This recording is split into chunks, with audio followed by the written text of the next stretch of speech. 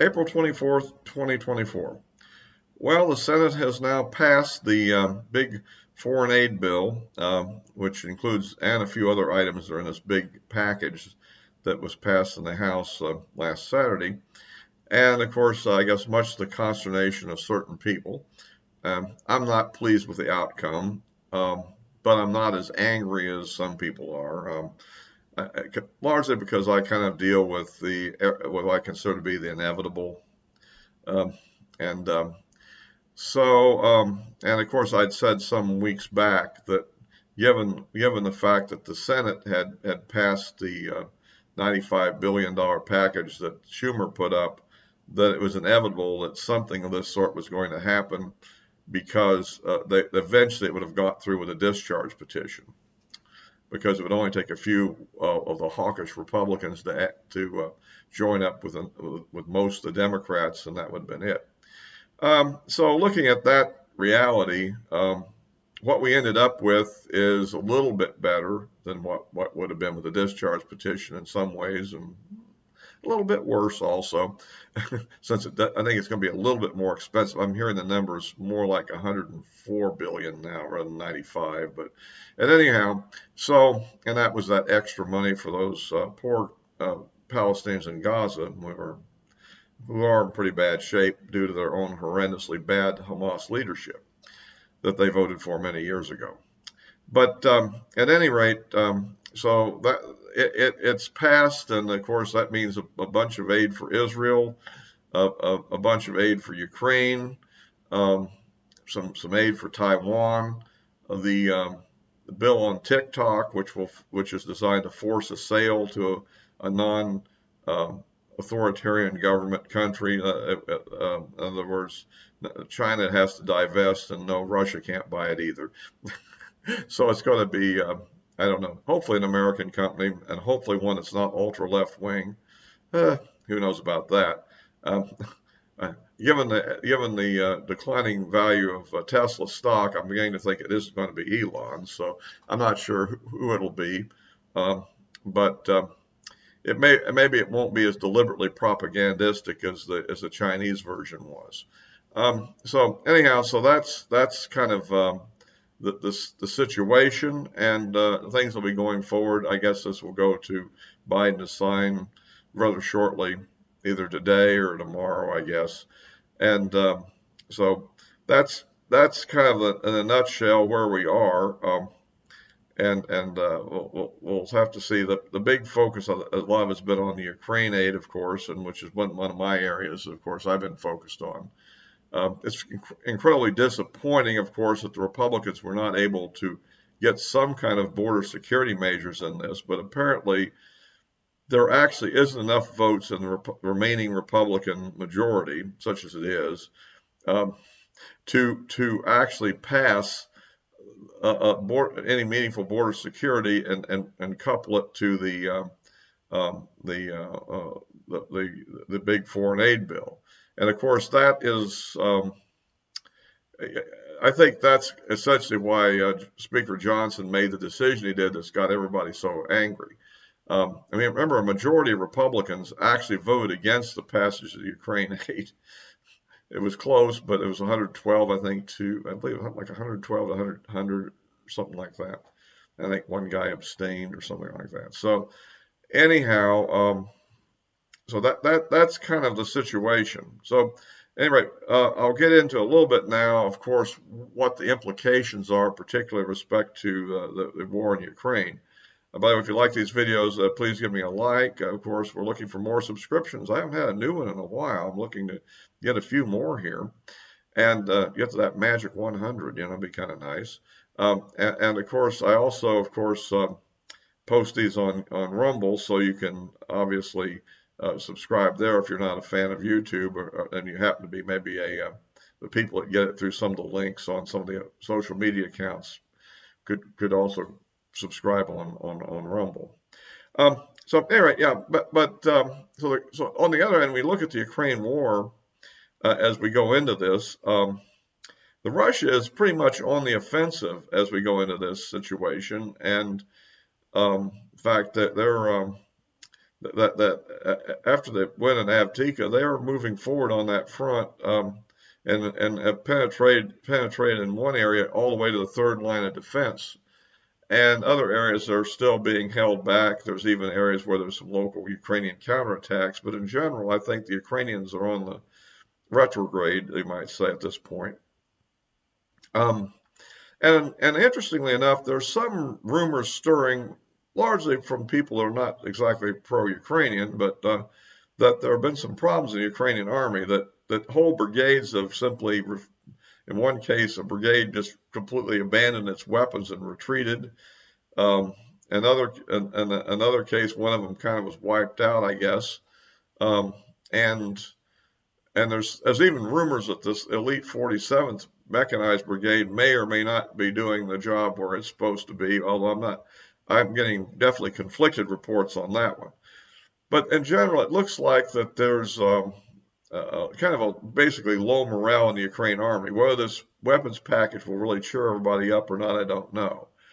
But that's kind of the way it looks. Of course, you'll still have your periodic Ukrainian sucker punch attack on some Russian asset that gets a lot of fanfare, but this doesn't at this point seem to be strategic enough to change the outcome.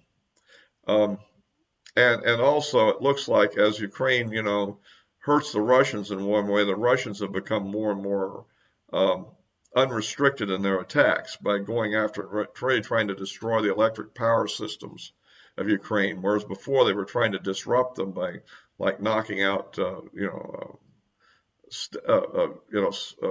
junction stations and things of that sort. Now they're directly trying to destroy the generators, and things are much harder to replace and fix. So this is a development. There is some rumor that a pending Russian offensive was in the cards, probably sometime in mid to late May, perhaps. It's hard enough. It can be. You would think that they would like to move it up a little bit, considering that Ukrainians are going to get more equipment, but we don't know how quickly. One, there's probably some equipment in Poland ready to be unleashed almost as soon as the bill is signed, and certainly some ammunition, I'm sure. But on the other hand, it takes a while to get certain equipment to the front, and the manpower problem that Ukraine's had is also significant. So they fairly recently passed a mobilization bill, but there's a lot of resistance to being inducted, it would appear. And the dynamics of the battlefield are forcing people the Ukrainian military to put people into the trenches before they're really properly trained. And that's not a good situation, obviously. So we'll have to see where this goes. There will be presumably anti-aircraft missiles will be provided in this package, and maybe here's some more of the famed ATACMS missiles. And it's unclear exactly to what degree that'll really impede everything. But any new capability will cause more losses and presumably sustain the effort more. Some people think that the whole purpose from the Biden administration is just to keep the whole thing going into after the election. That having something analogous to what happened in Afghanistan happen, let's say, this fall, would be a really devastating thing for the administration's campaign. And so that may be part of what they're trying to accomplish. Of course, it seems like a lot of Republicans are seemingly helping them out in that. Probably not for that reason, but maybe the naive idea that they're doing something good, I think, in spite of all the yelling and screaming. I tend to believe that people like Johnson and company, and they believe they're doing the right thing because they actually believe that Russia is a bigger threat, I think, to NATO than I think they really are likely to be, particularly if NATO would kind of start negotiating with them rather than continuing to do things that are simply hostile. And of course, this gets into the whole issue of the rules-based order that we're advocating, and Russia's looking at their own classic geopolitical interests, and that those two philosophies are simply at odds with each other. So at any rate, that's kind of the way it looks like right now. For the moment, the Russians are on the offensive. Their air power is being pretty dominant. There was a claim the other day that the Ukrainians may or may not have shot down a Russian bomber, although it's also just as likely that the bomber simply, had an engine failure and crashed. Um, their reliability levels are not as good as say Western systems. But even at that, you also have the fact that we have things that crash too all the time. So that's not that unheard of in these kind of systems. So anyway, so that's kind of the way it's looking at the moment. The bad thing is, of course, the budget's clearly out of control, and the border's completely out of control, and of course Trump is on this clearly rigged trial that they have in New York right now, and so that's another negative. Um, I really think that for the moment, the damage has been done in terms of what would come out of the House of Representatives. I don't, for the moment, until you get into the next year's budget, essentially, there's no real reason to get too worked up about Johnson. I do think that next year, if we get lucky enough to win the House, cross your fingers on that after this whole fiasco. I think maybe we ought to pick somebody else then. I don't think there's any rush to do it and to risk the idea that we end up with some kind of a coalition effort. And also, the more you press Johnson from the conservative side, the more he'll be more reliant on the Democrats to stay in power. There's rumors that they're going to give him enough either votes or enough abstentions is all they need to do to keep him in to prevent Marjorie Taylor Greene's initiative from occurring. And that is not good for us, which means if you make him more dependent on them, you're going to get more concessions. It takes a little discipline to be realistic, to realize when you just don't have the power to do what you want, you have to placate things and wait for the time and place of your choosing to make your move. And I think now is not the time to make a move. Now is the time to try to consolidate and focus primarily on winning the election. So, anyway, that's kind of the way I see it at the moment. Again, I'm very disappointed that as anybody that's been following me will know, that my whole focus was trying to use the aid, which we weren't totally fond of, as a lever to get the Democrats to accept real border security. But that didn't happen, and so, and of course, they keep touting this bill that was rejected in the Senate, which was really not good border security at all. It was kind of a sham. I mean, not to say they weren't good elements in the bill, but they were all counterbalanced by some really bad ones, which made it kind of a farce.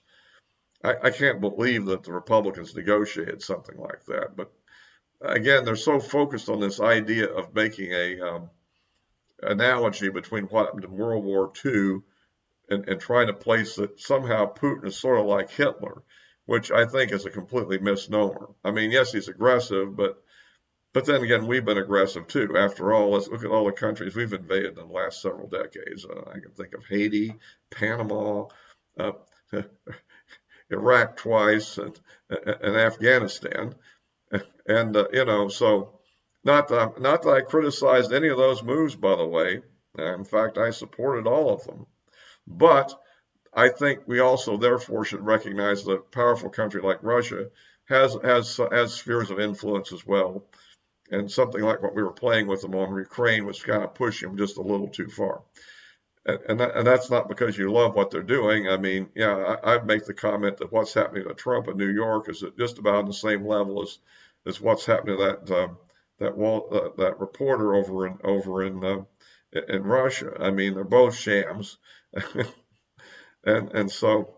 But so I'm not saying anything good about the way Russia does things either, totally, although it's a lot better than it was during the Soviet days. So anyway, but what we have to do is, kind of hang in there and see what happens.